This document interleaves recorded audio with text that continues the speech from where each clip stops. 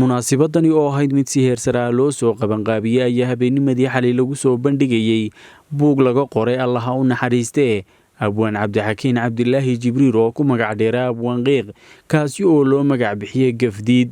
buuggani oo uu qoray Samatar ayaa waxa uu habeennimadii xalay kulmiyey bandhigga buuggani abwaano, siyaasiyiin, fanaaniin, qoraayo, mas-uuliyiin ka kala socda asxaabta qaranka iyo qaybaha kala duwan ee bulshada ku nool magaalada Boorama. isagoo qolqolkiyo fadhiya qormadii qaalinka cabdideeqsi qayra baxshiyo qadiija balwa qayrin tirayo taariikhda qaara manoo qoray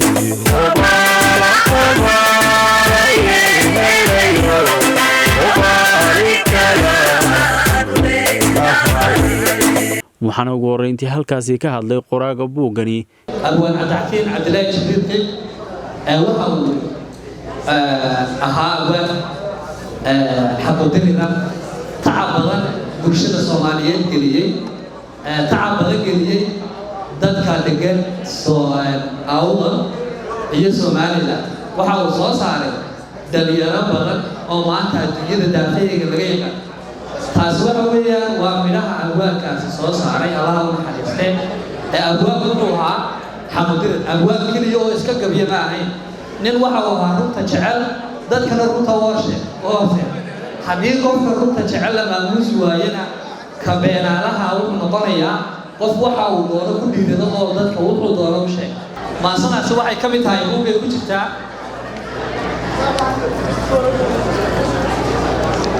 maasadaasi waxay ku jirtaa buugga waxay caddaynaysaa qofnimada abwaanqiiq allaha u naxariistee ayay caddaynaysaa isaga ayaana runta sheegaya qofka uu yahay maasadaasi waxay kuu caddaynaysaa inuu yahay halgamaan dhaba qof aanan runta ka gaban haddii xataa ay dhimasho joogto maasadu waxay odhanaysaa waxaa la yidhaahdaa maasada magaceeda ma qarsoomo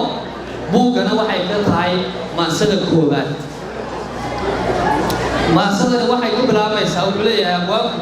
allaha u naxariistee kushi hadalka uma rido weligay qof ila midoo qalbigayga dhaawicin qalad anigu kuma dayo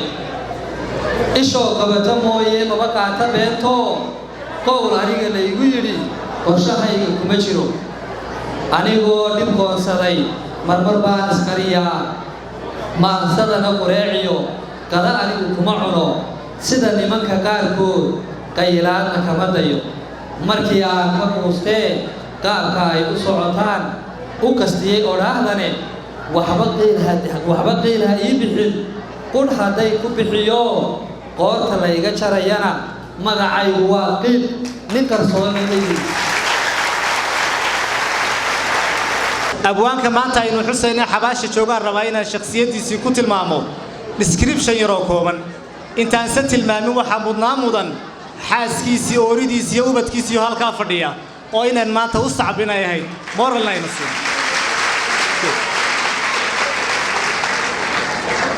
in ka badan nus rubcu qarni ayuu kaalin foolaadah kaga jiray saaxadda hal abuurka ummadda Soomaaliyeed waxa uu ahaa abwaan fogaan araga oo si xeel dheer u darsa isbedelada nololeed raadceeyana oo keena sababaha iyo xalka waxa uu si laxaad ugu dhaadan jiray hidda-dhaqameedka ummadeed qiyamka ummadnimo iyo caqiidooyinka diiniga ee lama taabtaanka kaaga ummadda Soomaaliyeed oo caddaynaysaa inuu yahay halgamaan dhaba qof aanan runta ka gaban haddii xataa ay dhimasho joogto maasadu waxay odhanaysaa waxaa la yidhaahdaa maasada magaceeda ma qarsoomo buuggana waxay ka tahay maasada koowaad maasadani waxay ku bilaabaysaa wuxuu leeyahay abwaanku allaha u naxariistee kushi hadalka uma rido waxa buuggani uu aniga ii leeyahay qiimo gaara cabdixakiin cabdilaahi jibriil qiiq saaxiibkay buu ahaa kooxdan maanta gudoomiyaha ka ahay raggii sameeyey ee dhisay buu ka mid ahaa allaha u naxariisto maanta waxaynu halkan u joognaa walaalkeen abwaan qiiq oo ahaa suugaanyahan dhaba oo ahaa siyaasi cilmiyeysan oo ahaa muwaadin howlkara ilaahay naxariistii jannaha ka waraabiyo gobolkan awdal wuxuu ahaa kii fanka iyo suugaantu ka abuurantay qadiijo balwiye cabdisilimo ayaa kow ka ahaa waxaan garaadaystay tii oo la leeyahay balwadu baxsatoo baray qabatee baabuur ma ku baadi doonaa berigaa diyaaradahan iyo waxani heer sare maahayna baabuurkaa dee meeqaam sare ahaa dhallinyartan isxilqaantay ee caawa taariikhdii cabdikariim halkan ka soo bandhigtay ee intaasoo ummada isu keentay culimo lehee dawladda qayb ka mida lehee xildhibaanadii ka mid ahee haweenkii soomaaliyeed ka mid ahee fanaaniintii ood arkaysa ka mida dhallintaasi aad baan ugu mahadnaqayaa abaal baanay noo galeen haddaannu annagu nahay fanaaniinta magaca eebbaan cuskaday maxamed kiisaan qiroo murtida bisinkaan guntaday micnaha soddonkaanu waday milladda la hubaan qabsaday waxaan magan galay furqaan mawlow eebbow allow manaxa aan kaa baqayn munaafaqa nagu sallidi mawlow eebbow allow namooti masiibadiyo micyaha makastee waxmuda mawlow eebbow allow namooti maalinta qiyaamahana adaan magan ku nahee namooti cadaabtoo jannada macaan nagu macsuul waxaan ku boorinayaa dhallinyarada horta waxaan u ducaynayaa biyaanka waxaan ugu ducaynayaa ilaahay jannada ha geeyo allah ha u naxariiso awlaadii hoorida ka hadhay allah ha barakeeyo hana laga warhayo baan ku dardaarayaa bulshada halkan joogta abwaanka allah u naxariistee sheekadiisii wuxuu ii sheegay oo runa inuu dhaantada iyo fanka cusub ee Itoobiya qaybta Soomaalida ka hana qaaday haw isagu sabab u ahaa abwaanku calanka kilka shanaad isaga Soomaaliya qaybta ismaamulka deegaanka fanaaniinta halkan inala joogta ee Hargeysa timiday dhammaantoodna waa kuwii uu ka soo saaray Itoobiya uun baa Hargeysa fanka ka bilaabay wasiduu gudoomiyaha xidigu sheegayay uu marxaatiga ka ahaa runtii dadkeena qiimaha lahaa in wax laga qoro oo ay iskugu nimaadno waa mid waajiba weyn dadka wax laga qoraana inta badan waa dad taariikhdu caddahay in sida abwaanka oo kale in waxa weeye la soo bandhigo aad iyo aadna waan u soo dhawaynaynaa dadka inta badan nool ee taariikhda weyn lana waxaan u soo jeedinaynaa inay taariikhdooda qoraan ama dad qora ay u dhiibaan inteennii dhimatay ee halkan hadda laga sheegayna in iyagana taariikhdooda la qoro oo la isku hawlana waan dardaarmayaa qoyskii hadday joogaan halkan ama gabadhii ama carruurtii xisbi ahaan carruurtaasi hadday iskool ku jiraan annagaa kafaalo qaadna xisbiga kulmiyadan maantoo kale waa maalin ay mudan tahay runtii in la xuso bahda fanka iyo suugaanta waa maalin inagu qaaliya oo ay mudan tahay in la weyneeyo la muuneeyo hablayo ragba inteenna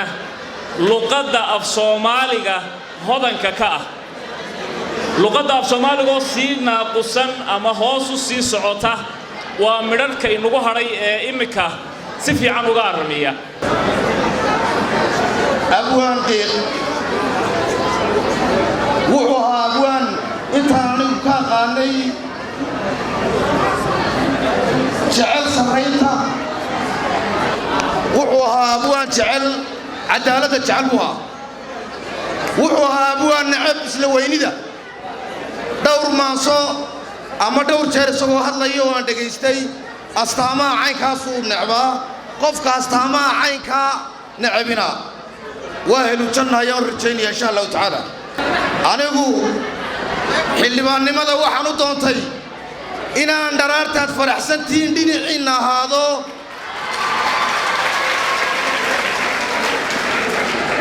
maalintay laydin dhaco ama laydin dhibana inaan dhinaciinna ahaadaan u doontay gabaygan uu abwaankani tiriya abwaankeennii alla u naxariistee abwaan qiiq waxaa ku jirta qushi hadalka uma rido weligay qof la midoon qalbigayga dhaawicin qalad anigu kuma daya ku jirta qof qiimo leh oo sharaf leh unbaa intaa garanaya abwaan qiiq wuxuu ahaa shakhsi mudan in buug iyo buugaag badanba laga qodo waayo wuxuu ummaddan uga tegay dhaxal weyn waxaan ku xasuustaa waxyaabo fara badan oy ka mid tahay heestii iminka ay noo qaadaysay Fardowsa heesta Boorama la yidhaahdo heestaasi baan aad ugu xasuustaa waayo barada cilmiga iyo ay sheegaysay ee abwaan qiiq noo qoray intii abwaan heesaya hees Boorama u sameeyo heestii ugu qiimaha badnayd ayuu sameeyay abwaan